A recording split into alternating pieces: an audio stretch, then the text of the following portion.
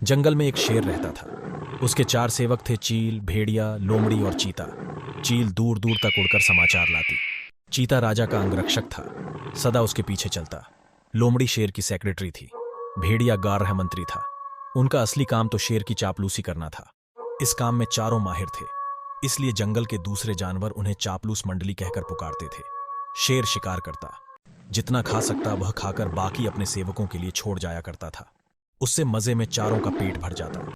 एक दिन चील ने आकर चापलूस मंडली को सूचना दी, भाइयों, सड़क के किनारे एक ऊंट बैठा है। भेड़िया चौंका, ऊंट?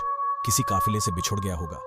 चीते ने जीभ चटकाई, हम शेर को उसका शिकार करने को राजी कर लें तो कई दिन दावत उड़ा सकते हैं। लोमड़ी ने घोषणा की, यह मेरा काम रहा। लोमड़ी शेर राजा के पास गई और अपनी जुबान में मिठास घोलकर बोली, महाराज, दूत ने खबर दी है कि एक ऊंट सड़क किनारे बैठा है। मैंने सुना है कि मनुष्य के पाले जानवर का मांस का स्वाद ही कुछ और होता है, बिल्कुल राजा महाराजाओं के काबिल। आप आज्ञा दें तो आपके शिकार का ऐलान कर दूं। शेर लोमड़ी की मीठी बातों में आ गया और चापलूस मंडली के साथ चील द्वारा बताई जगह जा पहुंचा। वहां एक कमजोर सा ऊंट सड़क किनारे निढाल बैठा था। उसकी आंखें पीली पड़ चुकी थीं।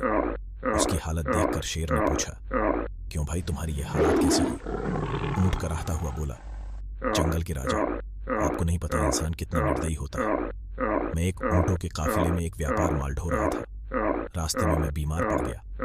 माल ढोने लायक नहीं, उसने मुझे यहां मरने के लिए छोड़ दिया। आप ही मेरा शिकार कर मुझे मुक्ति दीजिए।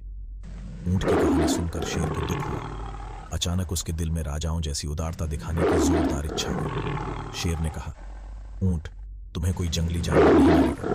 मैं तुम्हें अभय देता हूं। तुम हमारे साथ चलोगे और उसके बाद हमारे साथ ही रहोगे। चापलूस मंडली के चेहरे लटक गए। भेड़िया फुसफुसाया, ठीक है, हम बाद में इसे मरवाने की कोई तरकीब निकाल लेंगे। फिलहाल शेर का आदेश मानने में ही भलाई है। इस प्रकार ऊंट उनके साथ जंगल में गया। कुछ ही दिनों में हरी घास खाने व आराम करने से वह स्वस्थ हो गया।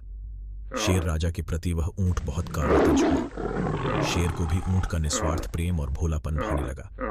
ऊंट के तगड़ा होने पर शेर की शाही सवारी ऊंट के ही आग्रह पर उसकी पीठ पर निकलने लगी वह चारों को पीठ पर बिठाकर चलता। एक दिन चापलूस मंडली के आग्रह पर शेर ने हाथी पर हमला कर दिया। दुर्भाग्य से हाथी पागल निकला। शेर को उसने सूंड से उठाकर पटक दिया। शेर उठकर बच निकलने में सफल तो हो गया, पर उसे चोटें बहुत लगीं। शेर लाचार होकर बैठ गया। शिकार कौन करता? कई दिन न शेर ने कुछ खाया और न सेवकों ने। कितने दिन भूखे रहा जा सकता है?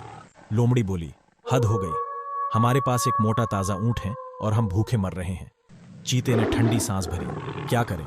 शेर ने उसे अभयदान जो दे रखा है। देखो तो ऊंट की पीठ का कुबड़ कितना बड़ा हो गया है। चर्बी ही चर्बी भरी है इसमें।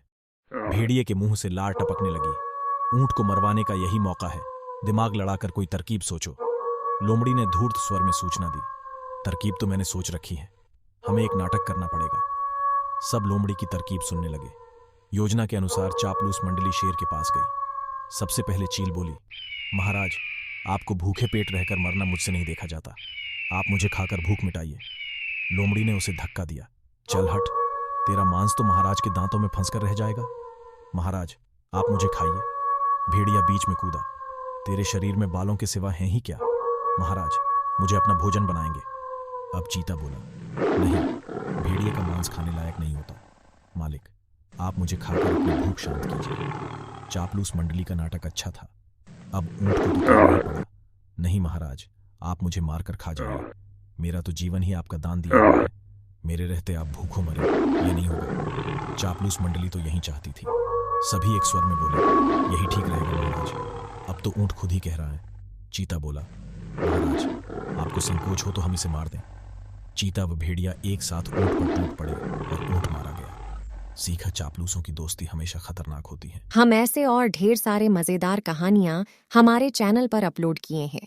आप जाके सारे कहानियों का मजा ले सकते हैं। ऐसे और मज़ेदार कहानी देखने के लिए हमें सब्सक्राइब करके वीडियो को लाइक करें और ये कहानी अपने दोस्तों को शेयर करके उन्हें भी सुनाइए। आपका दिन अच्छा रहे। धन्यवाद।